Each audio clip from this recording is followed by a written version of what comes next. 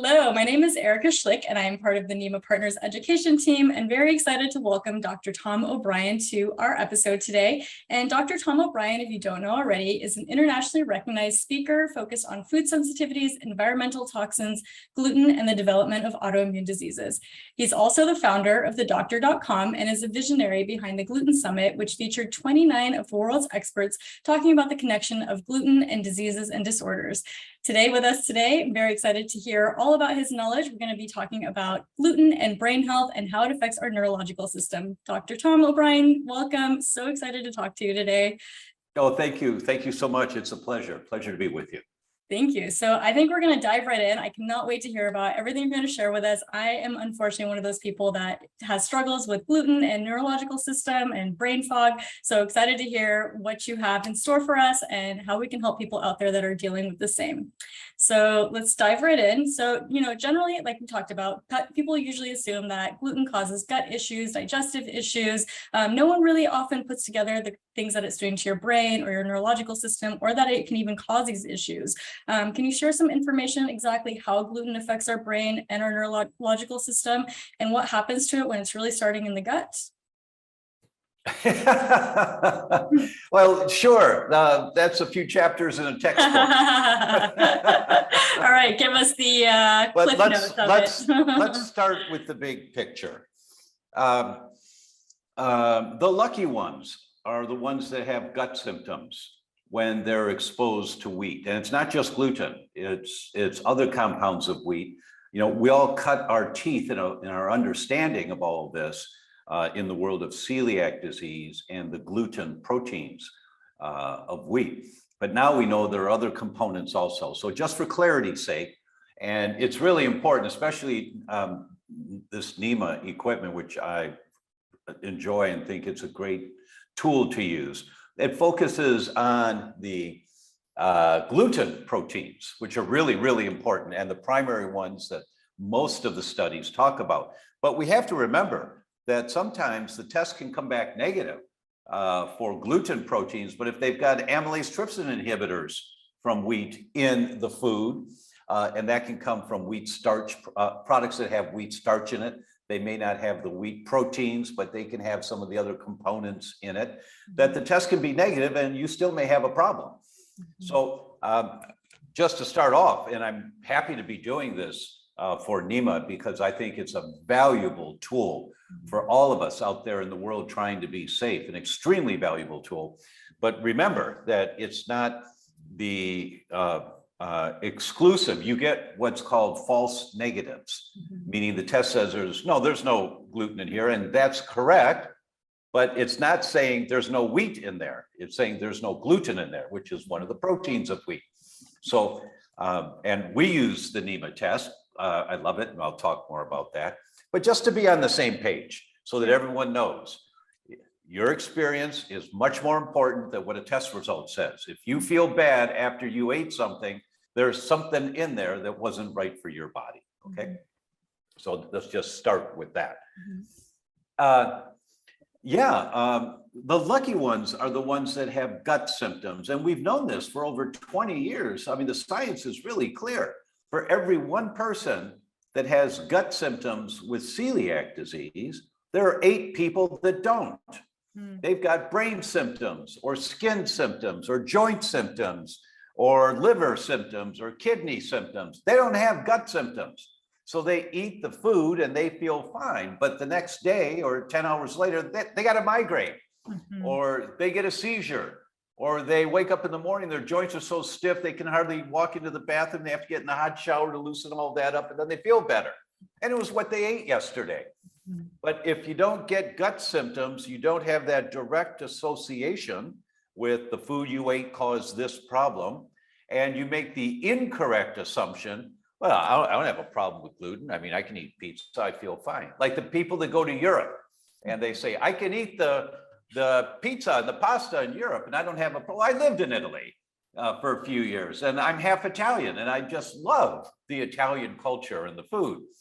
But the reason that you don't get gut symptoms when you eat the pasta in Europe is because it's lower in FODMAPs. And it's the FODMAPs component of wheat that in general, the science says causes the gut symptoms, the Mm. bloating, the gas, the abdominal cramping and pain. And the proteins of wheat, the gluten and other proteins of wheat trigger the immune response, not the gut symptoms. Now, there's some crossover. Some people will have gut symptoms, 1 out of 8 with protein, the gluten protein exposure, but the vast majority of people don't. So if you're screening patients, or if you're screening your family to see who might have a problem with wheat by who feels bad after they eat wheat, you'll get 1 out of 8 correct. You know, the rest you'll miss. Not very good odds. Not That's very, not not very good odds. reliable testing there, is it? Right, right.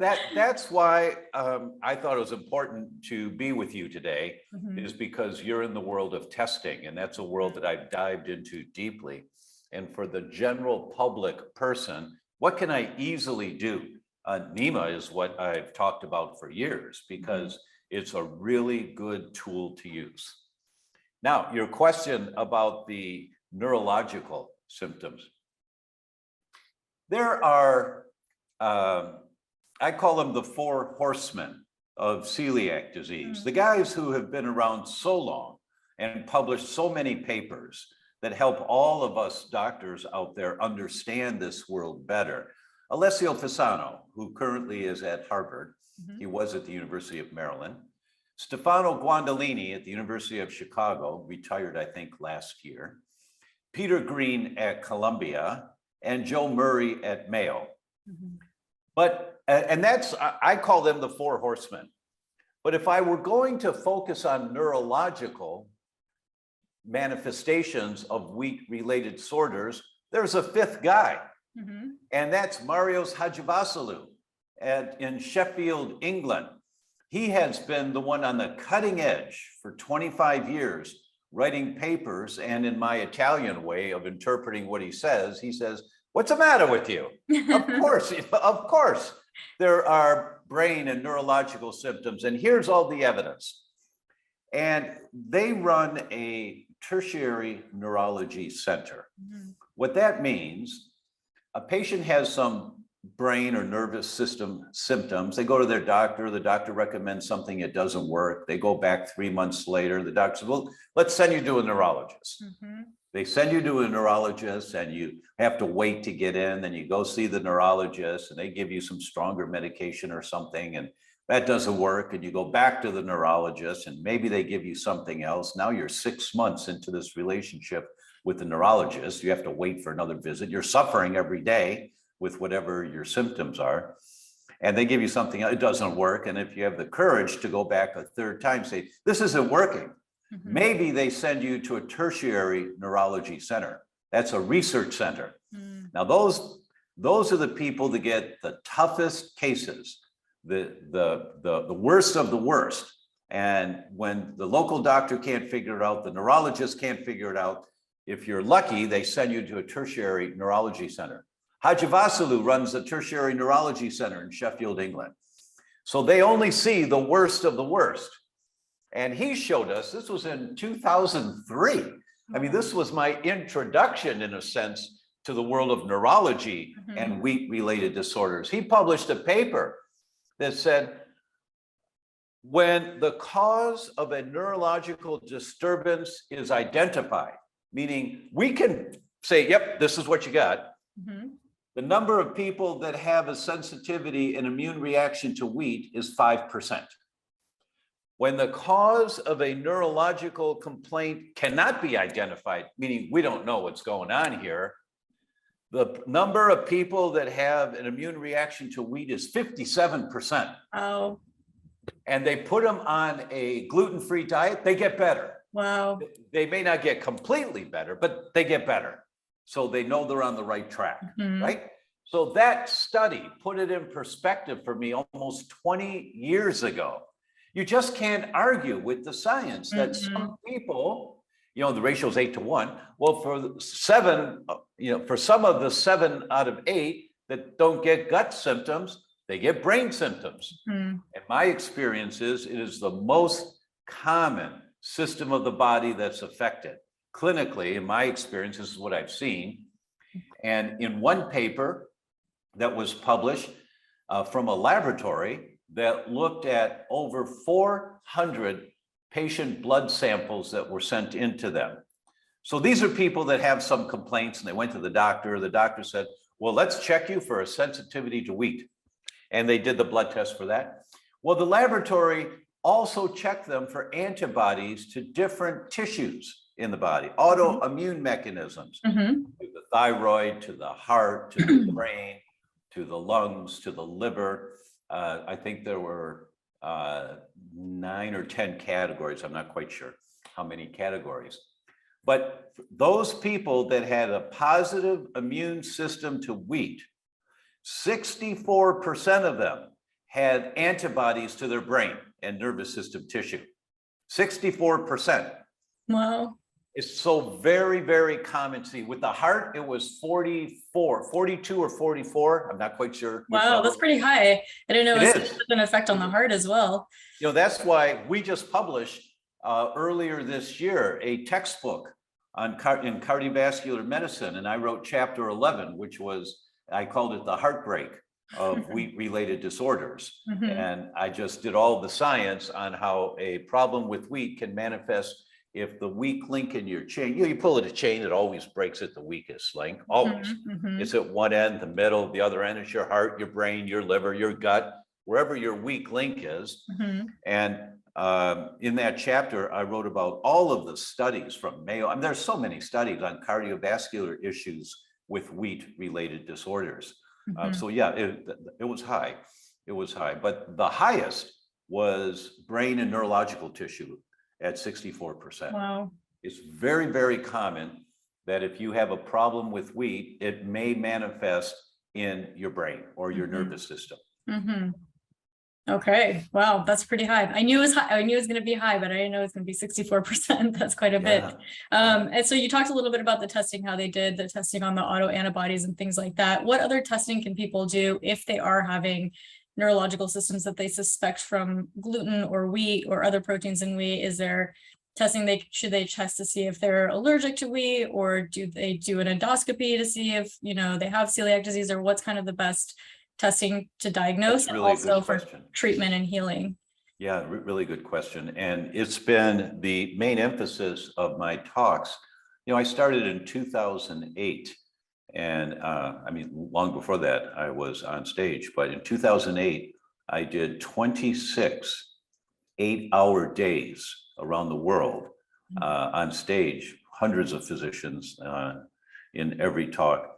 And it was called The Conundrum of Gluten Sensitivity, because the tests that we had available at that time were the best tests that were available, but the science had not caught up yet with current technology. And the way that I talk about that, so that was 8-hour days, and I talked a lot about the science behind the tests that most doctors currently are still using. And you mentioned the word allergy. And we just have to be careful about our language so that we're on the same page. An allergy is a very specific immune reaction.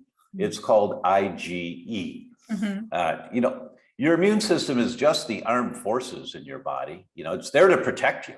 And there's an Army and a Navy and an Air Force and a Marines and a Coast Guard. We call them IgA, IgG, IgE, IgM. An IgE reaction is an allergy. And that's somewhere around 1 out of 1,000 people. And that science is about 12 years old, maybe a little more. So it may be a little more frequent than that, 1 out of 12. But it's a very specific reaction. And most of us are aware, or we've heard of it with peanut allergies. And they can cause a problem so you can't breathe, you know, called anaphylaxis. And it can be very serious. So a wheat allergy can be very serious. And some people have that. And it can be from soap they're using that has wheat components in it. A couple of papers came out of Japan on that. So a wheat allergy is not that common, but it should be checked for. You should check for IgE to wheat when you're doing your testing. Mhm. And the common tests have been the skin prick test. That's what we all heard of, the skin prick test. But the studies show that the skin prick tests are correct 46 to 54% of the time, meaning they're wrong half the time.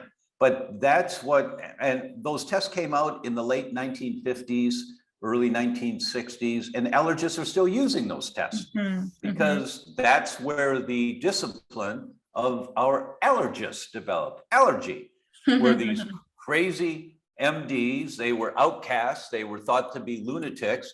They said if they take a needle and they poke it in a tomato and then they stick you with the needle, if you get a red reaction, you got a problem with tomatoes. And the rest of the traditional world said, you guys are a bunch of nutcases.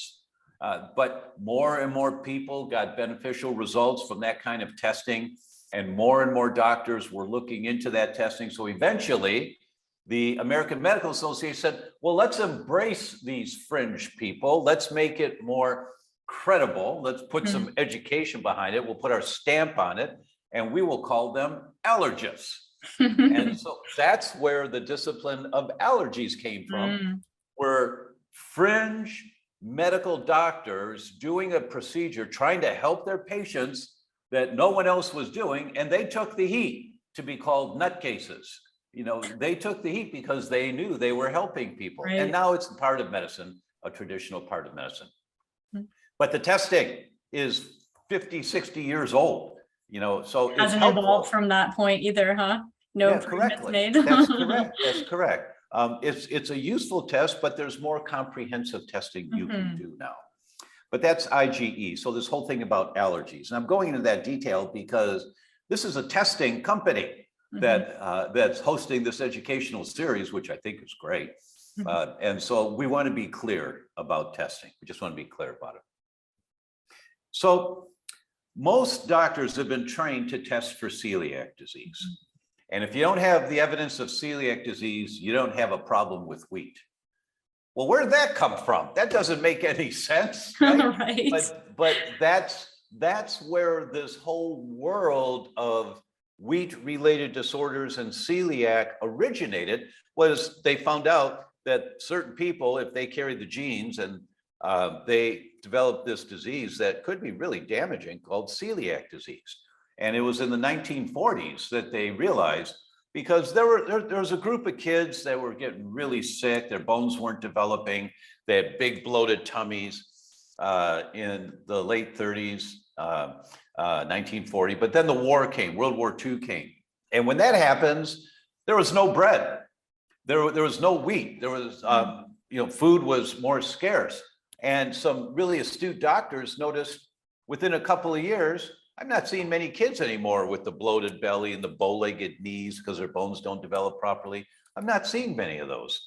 And then after the war ended, by 1946, here comes the bread again. And then a few years later, here come the kids with the bellies and the bowed legs because their bones aren't developing. And some astute doctors noticed that, wow, wait a minute. For all those years during the war, we didn't have any kids like this. Now we do again. What's different? Wheat? Could it be wheat? No, it's the staff of life. It couldn't be wheat. What a discovery to just find it out that way. Yeah, it's amazing. Exactly. Willem Dick, D-I-C-K-E, was the guy who's credited with being the first to observe this and to write about it. That developed the whole world that if you've got a problem with wheat, it's celiac disease. So in the 1950s, as the testing developed in the 1960s and the 1970s, as the papers get published, the whole medical world was thinking, if you don't have celiac disease, you don't have a problem with wheat. And that's utter nonsense. But they were focusing on the babies, the kids with the bloated bellies and the bowed legs, their bones not developing. So that's, one can understand how that line of thinking developed. But once again, Professor Hajivasalu, such an elegant man in his language, he put it in perspective and he said, that is a historical misconception.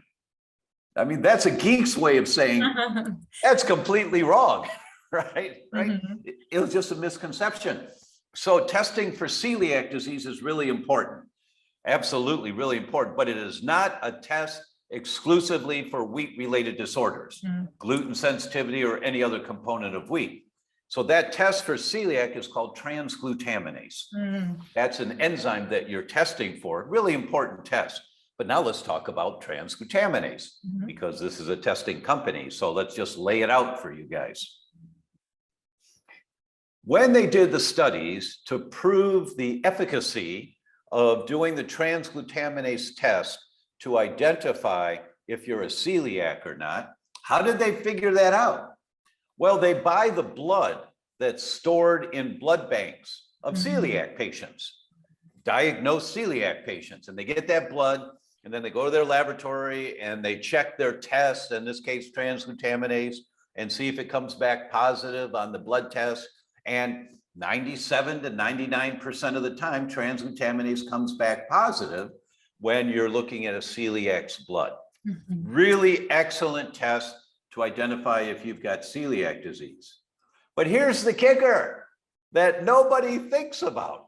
I started talking about this in 2008, and now more doctors are on board, is that when you buy the blood from the blood banks and you test your enzyme, transglutaminase, to see if it identifies this person has a problem, whose blood is in the blood banks? It's the blood of the people who have been diagnosed with celiac disease. How do you get a diagnosis of celiac disease? You do an endoscopy and biopsy, and you have to have total villus atrophy. The microvilli, the shags of shag carpeting inside your gut, they wear down completely. So now you've got Berber. You don't have shags anymore, and you can't absorb vitamins and minerals. That's what celiac disease is. You got Berber instead of shags. Well, that's celiac disease. Every single person in the blood bank in the category of celiac disease have total villus atrophy. So it's a really accurate test, transglutaminase, to identify total villus atrophy. But wait a minute. People don't wake up one morning with total villus atrophy. And we now know it takes 7 years, once the process has begun in your gut, for the villi to wear down completely. Sometimes faster, sometimes slower, but the average is 7 years. If you follow the genes, they get turned on in different stages of villus atrophy. You can see, yeah, it's about 7 years. How long does it take for them to grow back? Yeah, that's how they figured it out, is they followed people that were celiacs, and then they did endoscopy, biopsy, and genetic testing as the villi grew back. And so they identified it in reverse. And so then they realized, wow, this develops over a long time. But all of the patient's blood in the blood banks, to prove the accuracy of the test, they all have total villus atrophy.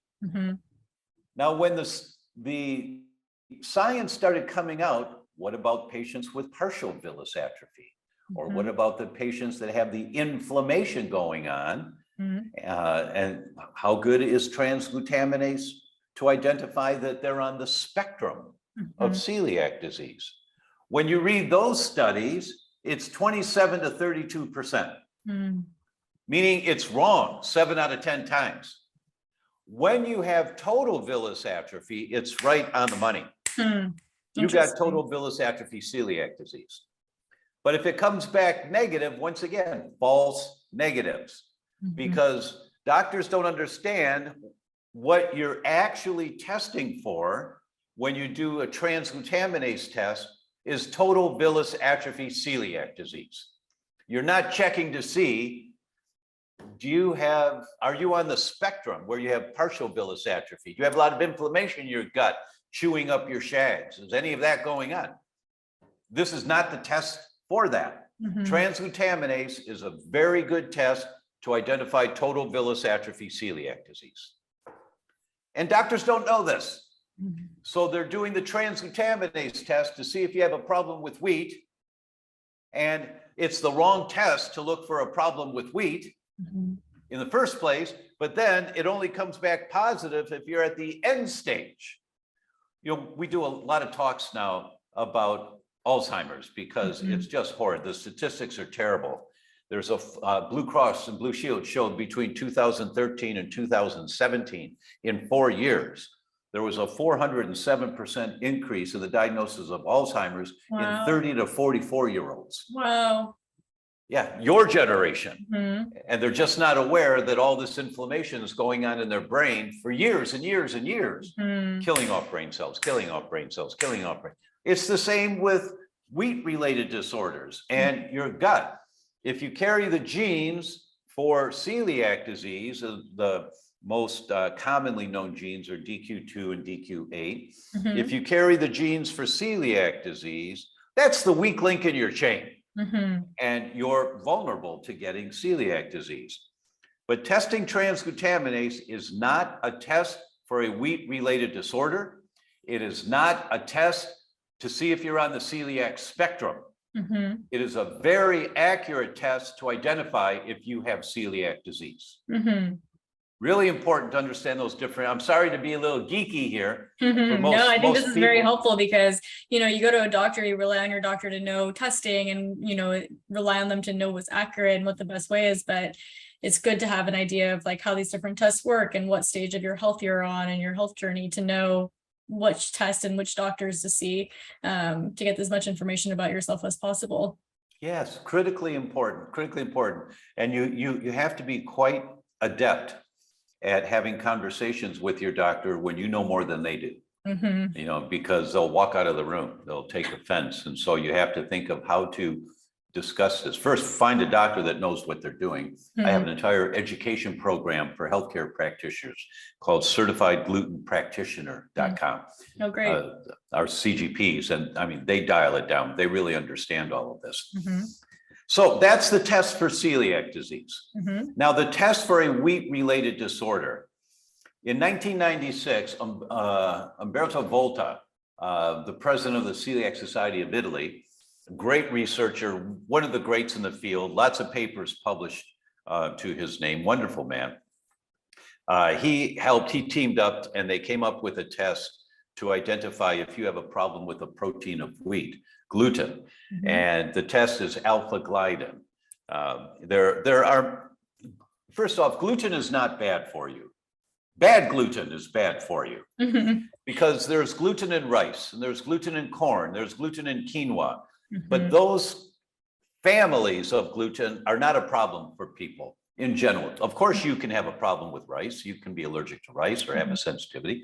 But in terms of this discussion, it's the gluten proteins in wheat, rye, and barley that are the ones that humans can't digest. And maybe we'll get into all of that later. But testing for remember your immune system is the armed forces trying to protect you. Anytime your immune system is activated, when it's elevated, you don't want to shut down the immune system. You want to say, what's it trying to protect me from? And get rid of the exposure to whatever that is, right? So with wheat, the first test that came out was looking at alpha gluten. And most laboratories today still just do that test.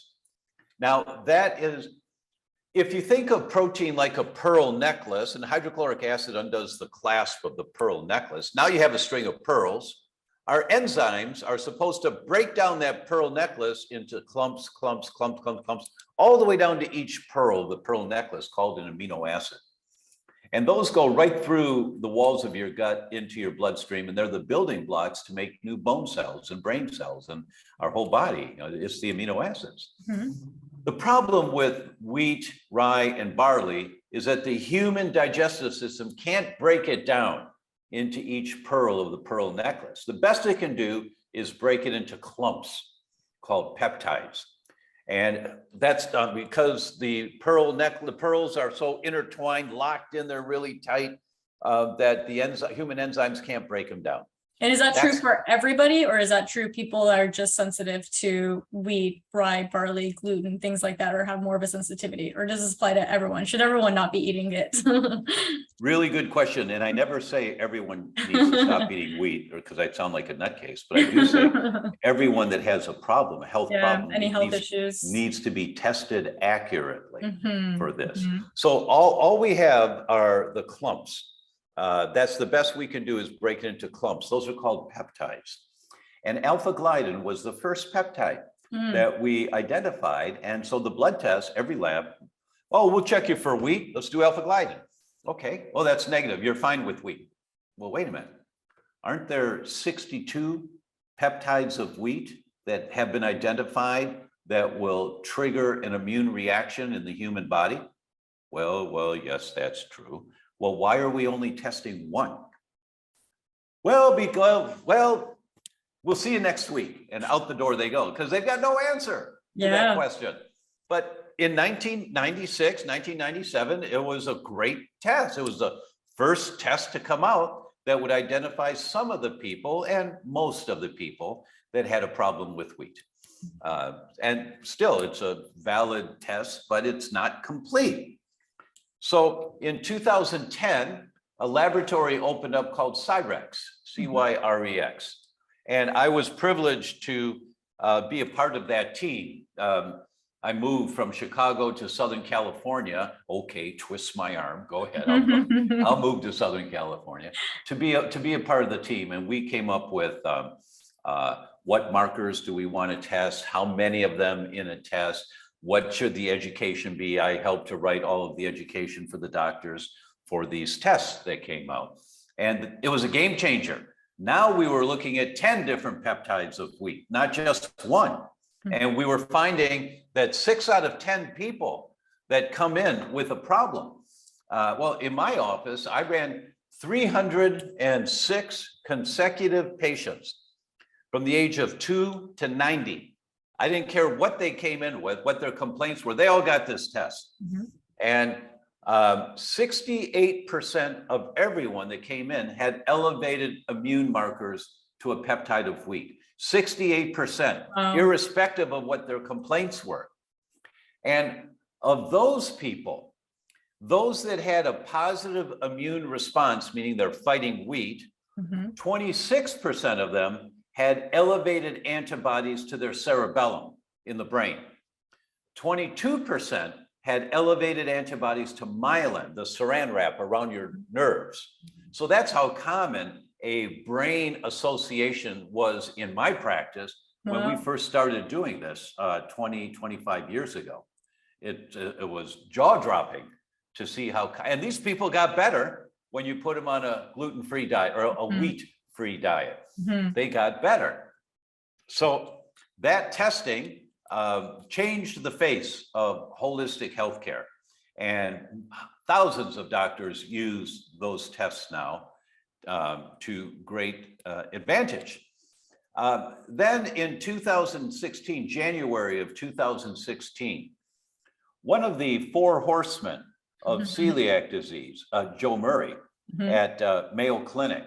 And Dr. Murray is the guy that wears a bow tie. He's got leather patches on the elbows of his sport coat. He's got horn-rimmed glasses, just the geek of geeks, right?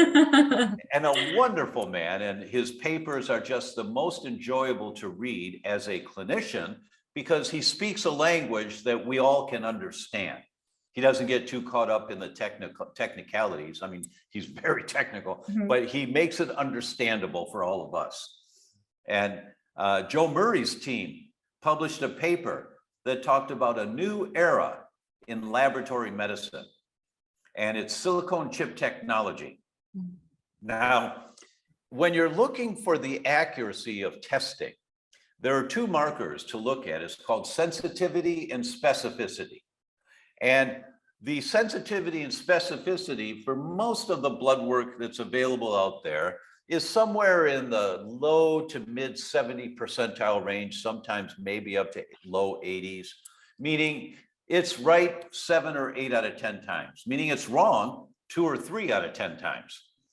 I didn't like those odds. That's part of the conundrum, you know, is that you get false results. Well, silicone chip technology comes out. This is Joe Murray at Mayo and his team that published. There are many papers now on this, but this was back in January of 2016. 97 to 99% sensitivity, 98 to 100% specificity. Right on the money every time. And you look at that and you go, wow. That is crazy. Wow. And where that comes from, the way to understand this and how to put it in perspective. If in 1995, when Umberto Volta and his team were producing the blood test for Gluten antibodies, anti-Gluten antibodies, if I were to tell you, in 25, 30 years, I'm going to hold a little black thing in my hand about the size of my wallet. And, if I just push a button on here, and if I push, let's see, 1, 2, 3, if I push 3 different buttons, now the screen changes, and I can tell you that the air particulate matter in Spiazzo, Italy right now is 17. It's a good day to go for a run. But in Chicago, it's 51. That's a warning. Lots of garbage in the air. Don't go out there today. In Huaco, Costa Rica, it's 33. In other words, I can tell you anything you want to know in 5 or 10 seconds. If I told you that in 1995, you would have thought I was watching too much Star Trek, right? But technology improves. And what Joe Murray and his team were writing was that silicone chip technology is a new era in laboratory medicine. It's game changing. There's nothing like it out there. And laboratories don't like to hear me talk about this because it identifies that there's a superior technology available that costs hundreds and hundreds of thousands of dollars to build a lab. I don't know, maybe $1 million, I don't know what it costs. So labs aren't going to do this. They're staying with the technology they've got. Yeah. But for my patients, I want, the right answer. So you go to my website, thedr.com/test, and you read about the wheat zoomer because it zooms in on the problem. Now you're looking at 26 different peptides of wheat. Plus, you're looking at the markers for celiac disease, not only transglutaminase, but the neoepitope of transglutaminase and gluten. We won't get geeky here, but it's an earlier blood marker than transglutaminase. Plus, it looks at the markers for leaky gut. They put all of that into one test so that people could get a lot of information out of doing a wheat zoomer. So all of that 25 minutes or so that I just gave you about testing is to bring it down to right now. There's a new era in laboratory medicine out there, and it's called silicone chip technology. And when we opened Cyrex back in 2010, we also pulled out the test, it was called array number 5, where we look at 24 different antibodies to your own body, autoimmune antibodies. We look at 2 to the thyroid, 4 to the gut, 4 to the heart and cardiovascular system, 6 to the brain, your liver, your reproductive system. So when you would do the testing for a gluten sensitivity, you could also check and see, do I have any autoimmune mechanisms that are cooking right now? I may not have MS right now, but do I have elevated antibodies to myelin? And that's what happened to me. When I met the founder of the Cyrex laboratory technology, he was at his booth and I was giving a talk on stage, the break, all the doctors go down to see the vendors. And I walked down there with him to his booth. I'm listening to him talk to others. And then the break was over, but he went back upstairs, but I was done with my talk. So I stayed and talked to him and my jaw dropped when he explained to me about when you have an immune reaction to a food like wheat, many times you can develop what's called molecular mimicry, which means that the immune system making antibodies to wheat, and the way it does, and antibodies are like special forces. These guys have high-powered rifles. And when they're in the bloodstream looking for wheat, they're looking for an amino acid signature, the peptide, the piece of the pearl necklace. And they're looking for amino acid signature, let's say it's AABCD. So they're looking everywhere for AABCD. Well, it turns out that human proteins, like the surface of your thyroid, the proteins are hundreds of amino acids long sometimes, but it may include AABCD as part of the links, like a brick wall, the bricks all put together. It may include AABCD. So special forces looking for AABCD, look over there on that wall, boom, and they fire their chemical bullet at the thyroid. So the antibodies to wheat may attack your thyroid if that's the weak link in your chain. Then you've damaged the thyroid cell. Now, when you have damaged cells, you have to get rid of the old and damaged cells to make room for new cells. So you make thyroid antibodies to get rid of the old and damaged cells. Well, but you're eating wheat every day, you're making more antibodies, and so you're attacking your thyroid every day, if that's your genetic weak link, or you're attacking your brain, if that's your genetic weak link, and that's happening every day. Now you get this self-perpetuating mechanism of antibodies to the thyroid, because you had toast for breakfast, and you had a sandwich for lunch, and you had pizza for dinner, you had croutons on your salad, you have a cookie, and this goes on and on and on.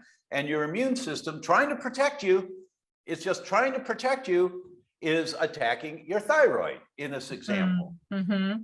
When I did this test, it was research only at the time. My results came back and I had antibodies to myelin basic protein. That's the mechanism of MS. Mm-hmm. Cerebellar peptides. That's why old people can't dance up and down the stairs. It's not because of their muscles. It's because of their brain connection to the muscles called the cerebellum. And gangliosides. And that's what causes numbness and tingling. And I was my early 40s at the time. And I was doing triathlons. I was strong, healthy guy, scoring in the top 10% of the 30 to 35-year-olds. I'm in my 40s, so I'm like walking tall. I'm a stud, I'm healthy, right? And this test result comes back and I said, what?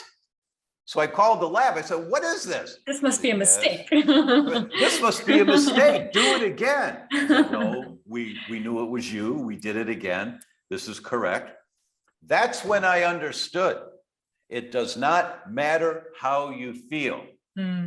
The immune reaction trying to protect you from something is attacking your brain. Eventually you get Alzheimer's. It's attacking your reproductive system. You get infertility. It's attacking your joints. You get rheumatoid. It just depends on where the weak link in your chain is as to where all of that occurs.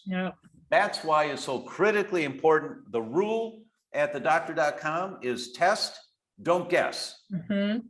And do the best tests that you can. So you've got the evidence in front of you with 97 to 99% sensitivity and 98 to 100% specificity. You've got the evidence, wow, but I feel fine when I eat wheat.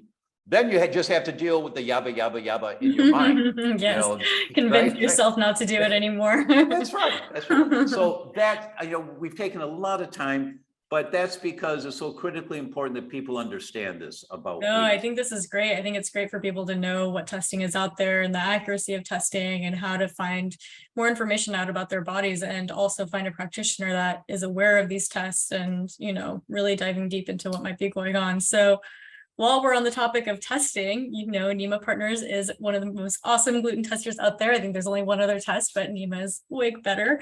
I'd love to hear your own personal experience with it. I know you're gluten-free yourself. I'm sure you probably struggle like all of us out there, finding gluten and even gluten-free food all the time. So I'd love to hear your experience with using the NEMA Partner sensor and kind of navigating the world as a gluten-free member of society as well. Yes, with pleasure. I was doing a talk in San Francisco, and a woman comes up to me afterwards, and she introduced herself that she is the original founder of NEMA, and she since has sold the company to NEMA Partners, and which is great, good for her. She was a mother, and but she said, well, I'm the founder of NEMA, and I said, oh, what's that? And she told, well, we have the most accurate testing for food that you can use at the table. I said, really? So we sat and talked for a while, and she gave me a test kit. And I said, well, listen, my wife and I are going to Swiss Mountain Clinic in 2 weeks. Why don't you give me enough cartridges, because each test, one cartridge will test one food. And then, you pull in the cylinder, and then you put the food in there and you test it, and then you dispose of it. Next time you're going to use it, you put a new cartridge in it. Yeah. So she gave me a test kit and enough cartridges. So we went to Swiss Mountain Clinic, which is, in my opinion, the finest healthcare facility in the world. I think that these doctors, the two main doctors, are angels in human form. They're really quite incredible, and I have great respect for them. And they call it biological medicine. In the US, we call it functional medicine, but it's holistic healthcare at the highest level. And it's built on an ancient Druid holy site that for hundreds and hundreds of years, people have gone to this place to drink the water and all that. It's a beautiful setting. So I went there, and my wife and I, the previous year, had converted their kitchen at Swiss Mountain Clinic. Actually, it was my wife. She's a nutritionist, and she did it all. And their chef is a Michelin star rated chef. So he's no wuss, you know, really knows what and everything is organic. It's mostly vegetarian. There are some meats if you request, but beautiful, beautiful dishes, well served, great flavors. But Marzi, my wife, went in, and because I talked to the owners about gluten, and I said, have you ever seen this study or this one or this one or that? And they went, wow, okay, we're gluten free. And to their credit, they jumped on board immediately. That's great. So we went back the next year, and I brought the NEMA equipment. And at every meal, I would take something that was grain based, you know, because if it's eggplant and tomatoes, there's not there, and the chef is not thickening with any flours or anything. So, but if there's a grain based possible contamination, I tested it, and we were there for 2 weeks, and 13 of the 14 tests came back negative. But one day, somewhere in the second week, one test came back positive. And I said, Marzi, look. And she looked at that, she took it, and she went in the kitchen, just walked right back in the kitchen to the chef and said, look, look, look. And the chef said, what is this? What is it? Gluten. There's gluten. No, not possible, not possible. And chef, you know, those Michelin chef, they're not, you know, wusses. I mean, he got all excited, not possible, like, you know, all of that. You could hear him in the kitchen going at it. And Marty's got the test. Like, the tester. And so they looked, and a shipment had been delivered the day before of supplies, and the oats were a different oat. So the porridge was using these new oats, and there was contamination in the oats. Wow. And he's Madonna, and he apologized and said, thank you so very much. But that's NEMA. 13 out of 14 tests came back negative. And it takes like, I don't remember, it's like 3 minutes. Yeah, it's quick. The test. Yeah, you know, so your food gets delivered, you take a piece of it, put it in the cartridge, put it in the cylinder, turn it on, and you just wait and look at the food, drool a little bit if you want to. But you Hope just that wait. It's safe. I have two testers, so when I get something with two different parts, I got them running at once. So exactly, and at least now you can know. And I'm sure you've talked to your people about the article in the American Journal of Gastroenterology in 2019. We're using the testing equipment. 804 people were sent out with testing equipment into the world to order from gluten-free restaurants, gluten-free menus. And they did, and they were told to order 7 things, each of them. So 7 times 804 is 5,624.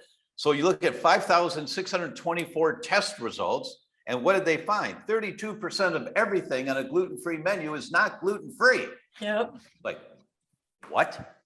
Over 50% of gluten-free pasta is not gluten-free. 50% of pizza is not gluten-free. 54% of gluten-free pasta is not gluten-free.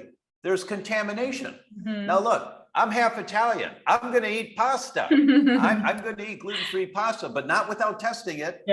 Not without. And that's why we take enzymes. That's why I put enzymes together that are highly effective in protecting you from inadvertent exposures to gluten. And you have to make sure when you're taking enzymes, because lots of your followers, I'm sure, take enzymes.